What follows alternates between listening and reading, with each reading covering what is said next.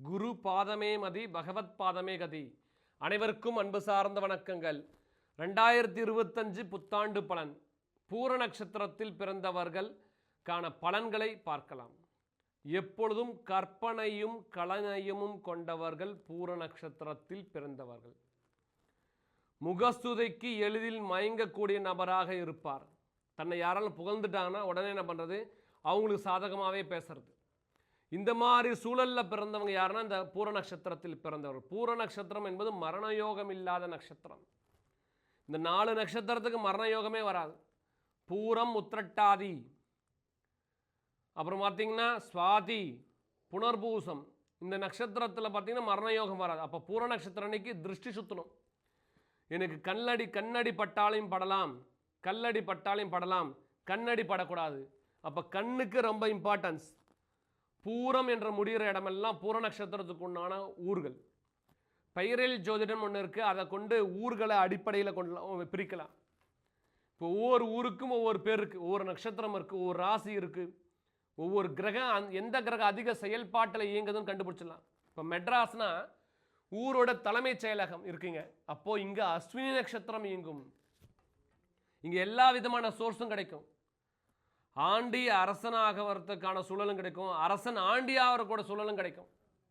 அப்போ யாருக்கு காலம் வெல்லக்கூடிய சக்தி பிறக்கும், காலம் யாருக்கு ஃபேவர் ஆகும், எந்த நிமிஷத்தில் ஃபேவர் ஆகும் அப்படின்னா, ஒருத்தர் ஒரு ஜோசிட்டு போய் கேட்டாங்களாம், காலத்தை கணிக்கக்கூடிய சூழல் எத்தனை முறை கணிச்சாலும் மாற்றம் வந்துட்டே இருக்குமா. இப்போ பார்த்தீங்கன்னா திருக்கணிதம் ஒரு மாதிரி ஒரு பலனை சொல்லும், வாக்கியம் ஒரு குரு பயிற்சி சொல்லும், திருக்கணிதம் ஒரு குரு பயிற்சி சொல்லும். இதில் மக்கள் குழம்பி இருப்பாங்க. நல்லா தெரிஞ்சுக்கோங்க, நீங்கள் பார்க்கக்கூடிய ஜோசியர் தான் முக்கியம். வாக்கியப்படி கிரக சேர்க்கை அவர் எப்படி பார்க்குறார், திருக்கணிதத்தை பற்றி கிரக சேர்க்கை அப்படி அனலைஸ் பண்ணியிருக்கார், உங்களுக்கு வரும்போது அவர் எப்படி சொல்ல போகிறார். வாக்கியப்படி இன்னும் இந்த வருஷத்தில் பார்த்தீங்கன்னா எந்த பயிற்சி பலனும் பூர்ணமாக இல்லை, அடுத்த வருஷம் தான் இருக்குது. திருக்கணிதம் பார்த்தீங்கன்னா நிறைய பயிற்சிகள் இருக்குது, சனி பயிற்சி இருக்குது. அப்போது அந்த பயிற்சிகள் வரும்போது நமக்கு எந்தெந்த சூழல் மாறும்.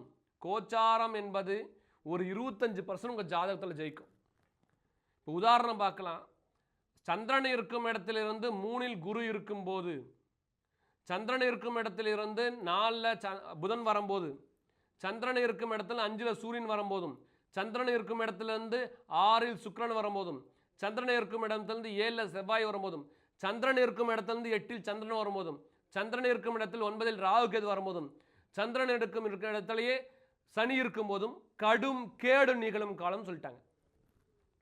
அப்போ என்ன ஆகுது, இந்த காலமெல்லாம் நம்ம என்ன பண்ணோம், கவனமாக இருக்கக்கூடிய காலம்.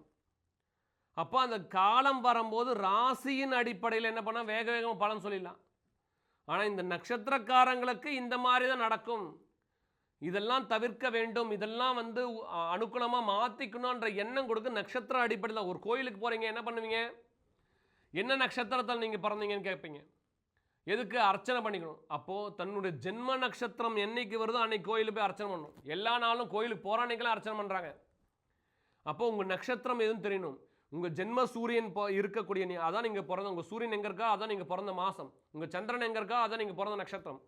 அப்போ அந்த காலகட்டத்தில் மறக்காமல் கோயிலுக்கு போகணும். ஏன்னா அன்னைக்கு எந்த சூழலும் தான் நடக்கலாம், நல்லதும் நடக்கலாம், கெட்டதும் நடக்கலாம். அப்போ அந்த காலம் போகும்போது உங்களுக்கு வாழ்க்கையில் நிறைய மாற்றங்கள் வரும், ஆயுஷு கூடும், பிளஸ்ஸிங் கிடைக்கும். அன்றைக்கி பதட்டம் இல்லாத நிலைமையில் வச்சுக்கணும். அதனால தான் அன்றைக்கி எல்லாம் பண்ணுறாங்க, ஸ்வீட்டை கொடுத்து என்னுடைய பர்த்டே சந்தோஷமான எக்கார்ந்து கொண்டும் கேக்கு நெருப்பை ஊதக்கூடாது. காலையில் யாகம் பண்ணிட்டு சாயந்தரம் போய் என்ன பண்ண நெருப்பு ஊதுறாங்க. அந்த மாதிரி செயல் செய்யக்கூடாது. கூட்டு தொழிலால் நஷ்டமும் லாபமும் கலந்து வரக்கூடியது பூர நட்சத்திரத்தில் 2025 அவர்களுக்கு கிடைக்கும். இரவு வேலைகளால் லாபம் உண்டு, பகல் வேலையால் நஷ்டம் வரும். அப்போ ராத்திரி வேலையை எடுக்கிறது நல்லது. எல்லாத்தோட முக்கியம். இப்போ பார்த்தீங்கன்னா பைக்கு ரைட் பண்ணுவாங்க. இப்போ பார்த்தீங்கன்னா கார் ரெண்டல் போச்சு, பஸ்ஸு ரெண்டல் போச்சு, ஆட்டோ ரெண்டுக்கு வந்துருச்சு, இப்போ பைக் வந்துருச்சு. இதில் இந்த ராத்திரி வேலையை செய்யக்கூடிய பூர நட்சத்திரத்தில் பிறந்தவர்களுக்கு கவனமாக வேலை செய்யணும். பூர நட்சத்திரத்தில் பிறந்தவர்கள் பரிகார ஸ்தலமாக போக வேண்டிய கோவில் அப்படின்னு பார்க்கும்போது இந்த 2025 பிள்ளையார்பட்டியில் இருக்கக்கூடிய கற்பக விநாயகரை தேய்பிறை சதுர்த்தி வரும் காலத்தில் தரிசனம் பண்ணுவது சாலச் சிறந்ததாக அமையும்.